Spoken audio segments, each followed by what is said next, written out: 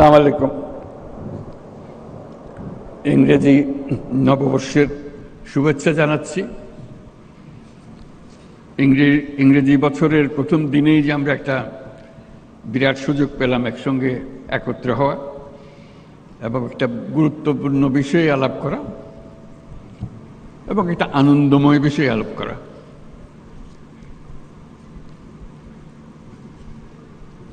আন্তর্জাতিক বাণিজ্য মেলা যখন শুরু হয়েছে প্রথম দিকে দু একবার যাওয়ার সুযোগ হয়েছিল।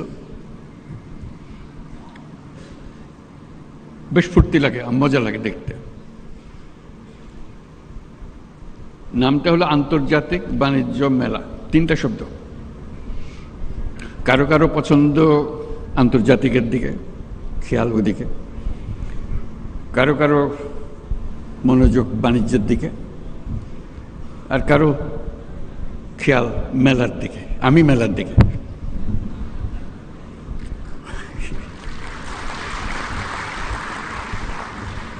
ভালো লাগে মেলা, এটাই মূল আকর্ষণ। আসলে সবাই ফুর্তি করে আসে, মনে মনে ভাবে। পরে শুনেছি বেশ উৎসাহ সহকারে বিভিন্ন পরিবারের আলোচনায় বছরের কতগুলো জিনিস তারা বাণিজ্য মেলায় কিনবে বলে রেখে দেয়। আমার কিছু অবাক লাগে। সারা বছরের পরিকল্পনা বাণিজ্য মেলায় কিনবে গেল, তার একটা আকর্ষণ আছে বাণিজ্য মেলার। এবং তার মধ্যে যত না বাণিজ্যের বিষয়, মেলাটা তাদের মজা বেশি দেখার জন্য, ফুর্তি করার জন্য। আমিও মেলার দিকে এই জন্য যে এটা একটা মস্ত বড় সুযোগ। মানুষ যেহেতু আকৃষ্ট হয়, তার কাছে কথাগুলো তুলে ধরা, তার চিন্তার মধ্যে ঢুকিয়ে দেওয়া, এই সুযোগটা এই মেলা আমাদেরকে দেয়। আমি এই জন্য বলছি এটা সুযোগ। আমরা ব্যবসা বাণিজ্য করি, টাকা পয়সা রোজগার করি, বাণিজ্য করি, আন্তর্জাতিক বাণিজ্য করি, দেশের উপকার হয়, সব কিছু ভালো কথা। কিন্তু তার চেয়ে বড় কথা হলো মানুষের মনের মধ্যে কি ক্রিয়া প্রতিক্রিয়া হয়, সেটা তার চিন্তার ভেতরে আমরা কি ঢুকিয়ে দিতে পারি, সে কি জিনিসটা সে গ্রহণ করে, সেটা এটা আমাদের দেশের জন্য অত্যন্ত গুরুত্বপূর্ণ। এ দেশটা একটা অপূর্ব সুযোগের দেশ। আমরা উত্তরাধিকার সূত্রে পেয়েছি। অসংখ্য মানুষ, 17 কোটি মানুষের দেশ, এত ছোট্ট একটা জায়গার ভেতর। এবং তার মধ্যে বেশিরভাগ হলো টাটকা, তাজা, তরুণ। এরকম শক্তি খুব বেশি দেশের কপালে আসে নাই, আমাদের এসছে। যেটার কারণে বারে বারে জোর দিচ্ছি এই তারুণ্যের শক্তিকে উন্মোচিত করার, সুযোগ সৃষ্টি করার। তার মধ্যে আরেকটা বিষয় বারে বারে দৃষ্টি আকর্ষণ করি, মানুষ মাত্রেই উদ্যোক্তা, শ্রমিক না। শ্রমিকটা হলো একটা বিপথে চলে যাওয়া। এটা মানুষের পথ না। মানুষের পথ হলো সৃষ্টি করা, নিজের মনের মধ্যে যা আছে তা সৃষ্টি করা, অন্যের হুকুমে সৃষ্টি করা না। এটা হলো তফাৎ। একটা হলো অন্যের হুকুমে, একটা হলো নিজের উদ্যোগে, নিজের চিন্তায়, নিজের ভাবনায়, নিজের ফুর্তিতে। এই মেলা আমাদেরকে আবার সেই সৃষ্টির সুরসুরিটা দেয়। এই মেলা একটা সুযোগ দেয় একজনেরটা দেখে আরেকজনের মাথায় সুরসুরি দেওয়া। এই সুযোগটা যেন আমরা গ্রহণ করতে পারি। আমার মনে মনে যে মেলার ছক, সেটা হলো এগুলো তো থাকবেই, তার সঙ্গে আরও অনেক জিনিস থাকতে পারে। এটা এক্ষুনি করতে হবে তা না, তো চিন্তাটা আমরা করতে পারি। তরুণদের একাংশ বাণিজ্য মেলাতে, ওই এটা তাদেরই অংশ। এখানে 25 বছরের পরে নিচে হতে হবে এরকম কিছু একটা শর্ত দিয়ে দেওয়া, যারা 25 বছরের নিচে তারা এখানে আসবে, এখানে তারা দেখাতে পারবে তাদের কি করে তারা। আমরা যদি খুঁজি, অবাক কেন, অসংখ্য রকমের কাজ করে এই তরুণরা, কিন্তু কোথাও স্বীকৃতি নাই, সরকারি স্বীকৃতি নাই, অন্য ব্যবসায়ী মহলে স্বীকৃতি নাই, কিন্তু তারা অনেক জিনিস করে, ছোট ছোট ছোট ছোট জিনিস করে। এবং তরুণ বলতে আমি শুধু ছেলে তরুণদের কথা বলছি না, মেয়ে তরুণ, অসংখ্য কাজ আপনাদের জানা আছে, আপনাদের প্রত্যেকে জানেন কে কি করে। ঘরে বসে শাড়ি বিক্রি করে, সে কোথাও যায় না, বাড়িতেই কিছু না, কিন্তু তার ক্রেতা বহু জায়গায়।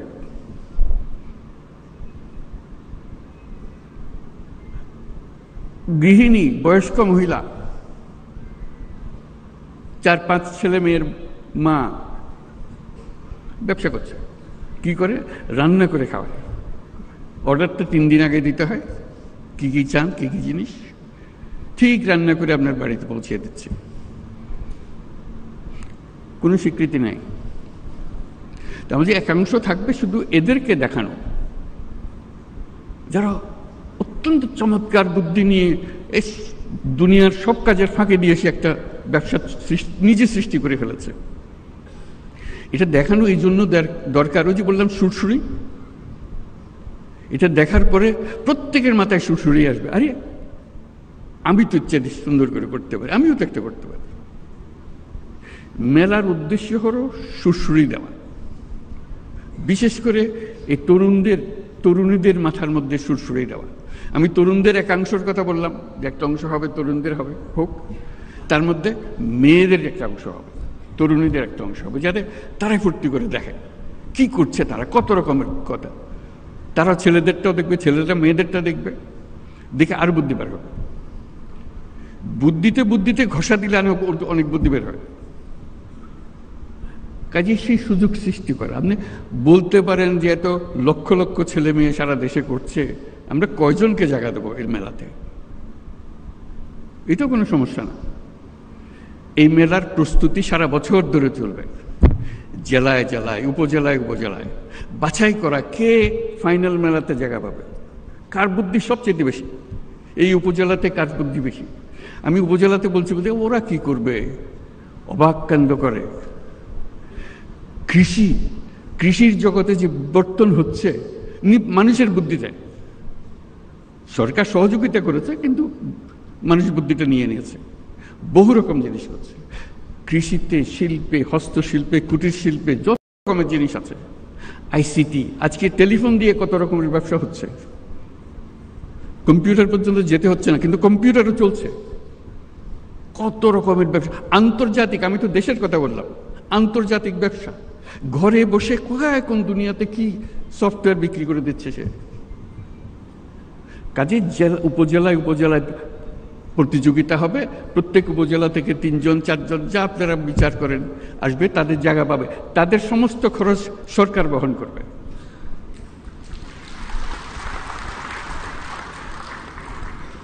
কারণ তারা তো আমাদের পথ প্রদর্শক, তারা জাতিকে পথ প্রদর্শন করবে, দুনিয়াকে পথ প্রদর্শন করবে। এই যেগুলো এখানে আসবে শুধু সেটা বাংলাদেশের সেরা না, তারা দেখবেন যে অনেকে দুনিয়ার সেরা হয়ে গেছে।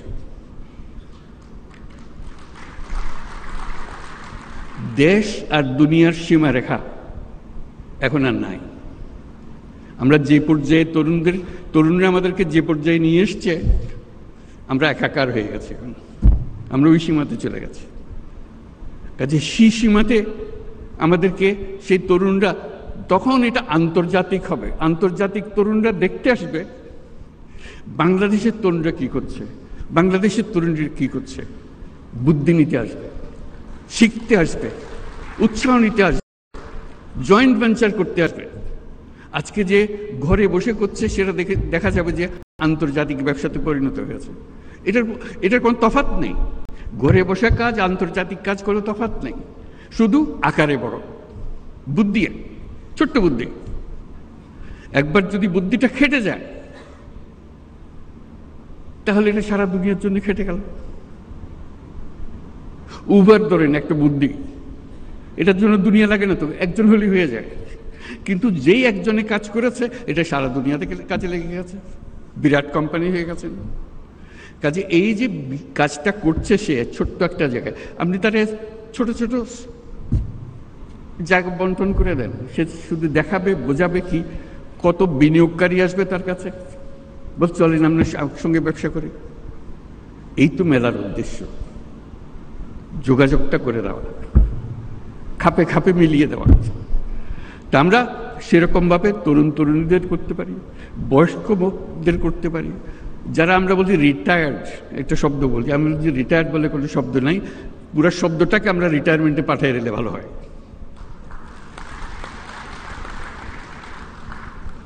একজন মানুষ কখনো রিটায়ার করতে পারে না, সে মৃত্যু পর্যন্ত সচল সজাগ কর্মঠ, তার আগে সে থামে না। কিন্তু আমরা একটা বয়স নির্ধারণ করেছি, এত বছর হলে তুমি রিটায়ার, তারপর আমাদের কাজের না, আমার তো রিটায়ার হয়ে গেছে, জোর করে মানে অচল করে দিল, বেকল করে দিল, শব্দ একটা আবিষ্কার করে। এই শব্দটাকে ডিকশনারি থেকে বের করে দিতে হবে। আপনি বলেন 70 বছর, 80 বছর, 90 বছর, কি অসুবিধা আছে? যতক্ষণ পর্যন্ত আমি চিন্তা করতে পারি, কাজ করতে পারি, বুদ্ধি দিতে পারি, আমি তো সচল, আমি মানুষ। কাজেই তরুণরা যেরকম কাজ করবে, বয়স্করাও কাজ করবে। তাদের জন্য একটা আলাদা এলাকা, বয়স্কদের জন্য, যেটা 60 ঊর্ধ্ব 70 ঊর্ধ্বরা কি কি কাজ করছে, কি কি জিনিস করে ফেলছে, তারা করছে। কাজেই ওই যে বললাম, উপজেলায় উপজেলায় হবে, প্রতিযোগিতা হবে এবং তাদের চিহ্নিত করা হবে, যারা আসছে তাদের তালিকা হবে, তাদের জীবনী ছাপা হবে, তারা কি করছে। তারপর তাদের দেখতে আসবে সবাই, দলে দলে আসবে, সারা দেশ জুড়ে আসবে, বিদেশ থেকে আসবে, কে কি করছে। আপনাদের বহু ঘটনা জানা আছে, আমার বলার দরকার নেই। কাজে ওইটাই হবে মেলা, যেটা বাংলাদেশের মানুষকে, এই যে বাচ্চা স্কুলে যাচ্ছে সেও বলে যে ওটা দেখে এসে, মা আমি ওটা পারবো, আমি এর চাইতে ভালো পারবো। সে ক্লাস 7-এর ছাত্রী, সে ক্লাস 7-এর ছাত্র, তার মাথায় বুদ্ধি এসছে, করুক না, অসুবিধা কি? বুদ্ধির জন্য তো বয়সের দরকার নেই, বুদ্ধি আলাদা এক জিনিস।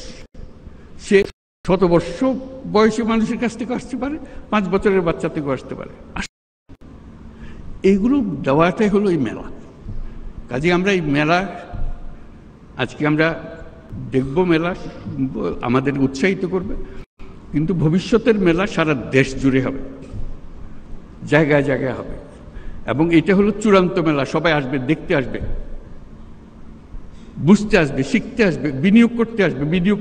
এখানে যারা দেখতে আসবে তাদের অর্ধেকাংশ হলো যারা বিনিয়োগ করতে চায়, সঙ্গী খুঁজতেছে, কোন ব্যবসাটা সে ধরবে, কোন ব্যবসাটাকে নিয়ে সে এগিয়ে যাবে। বুদ্ধিটা তো বিরাট সম্পদ, টাকার চাইতে অনেক বড় জিনিস। টাকা তো বুদ্ধির পিছে পিছে দৌড়বে। আমরা এখন বলছি টাকা নেই, টাকা নেই, টাকা নেই তো বিষয় না, বুদ্ধি নেই, বুদ্ধি নেই বলতে পারেন। কেন বুদ্ধি থাকবে না আমাদের? বুদ্ধি থাকলেই আমরা চাই আমাদের তরুণ তরুণী, বয়স্কা যত আছে সবাই তার এই যে স্বতঃস্ফূর্ত উদ্যোক্তা হবার শক্তি, সেটাকে এগিয়ে এই অনুষ্ঠানের মাধ্যমে, মেলার মাধ্যমে আমরা এগিয়ে নিতে পারি।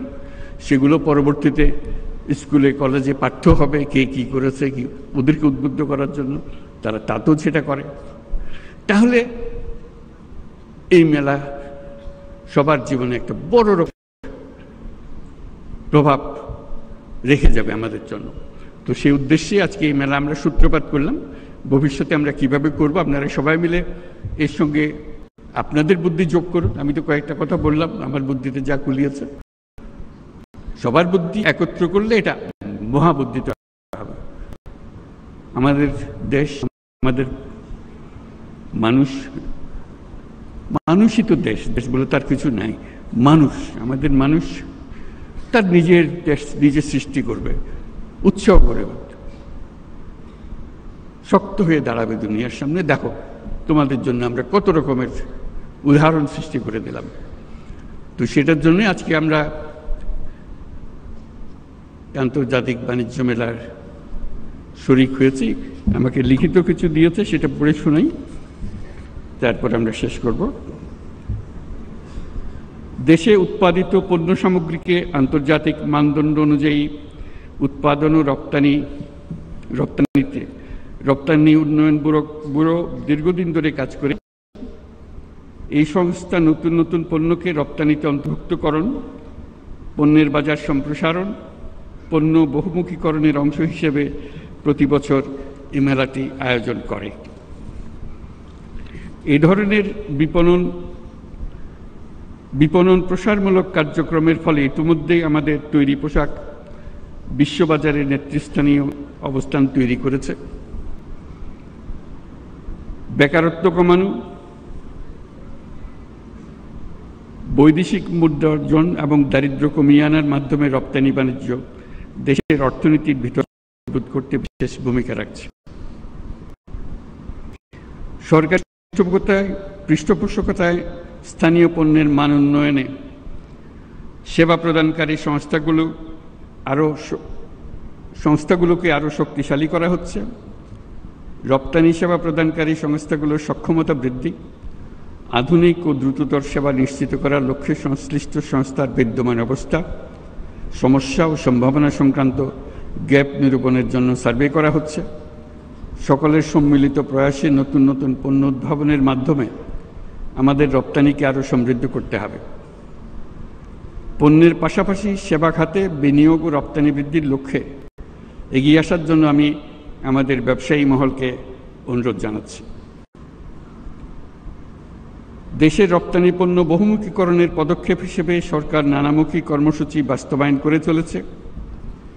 এর মধ্যে রপ্তানিতে অবদান ও সম্ভাবনার বিষয়ে বিবেচনাক্রমে পণ্য খাতকে যথাক্রমে সর্বোচ্চ অগ্রাধিকার খাত, বিশেষ অগ্রাধিকার খাত হিসেবে ঘোষণা করা হয়েছে।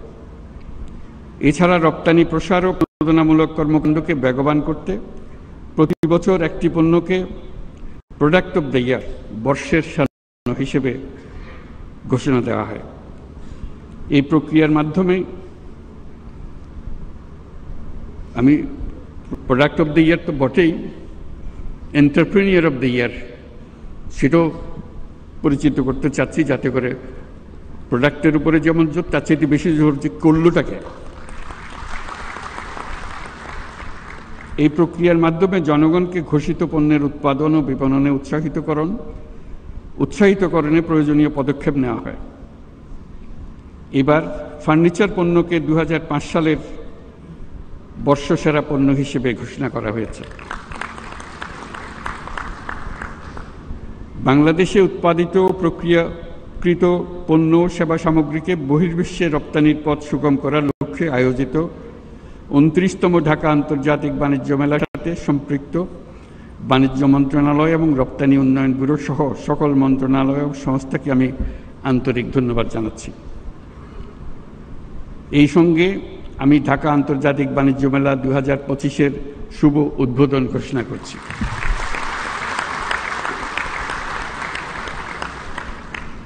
ঢাকা আন্তর্জাতিক বাণিজ্য মেলার সঙ্গে সংশ্লিষ্ট সকলকে আমার শুভকামনা।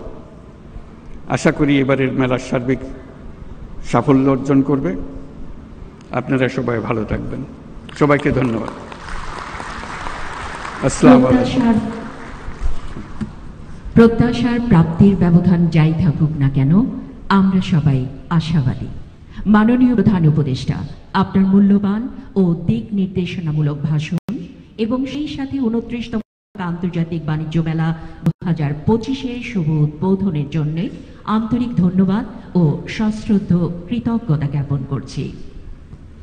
সুধীবৃন্দ, আমরা অনুষ্ঠানের শেষ পর্যায়ে চলে এসেছি। মাননীয় প্রধান উপদেষ্টার সদয় অনুমতিক্রমে 29তম ঢাকা আন্তর্জাতিক বাণিজ্য মেলা DITF 2025-এর শুভ উদ্বোধন অনুষ্ঠানের সমাপ্তি ঘোষণা করছি। আপনাদের সবাইকে আন্তরিক ধন্যবাদ।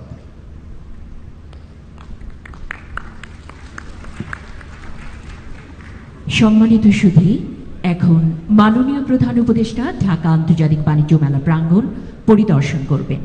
পরিদর্শনের সময়টুকু আপনাদেরকে এই অনুষ্ঠান স্থলে বাইরে না যাওয়ার জন্য বিনীত অনুরোধ করছি।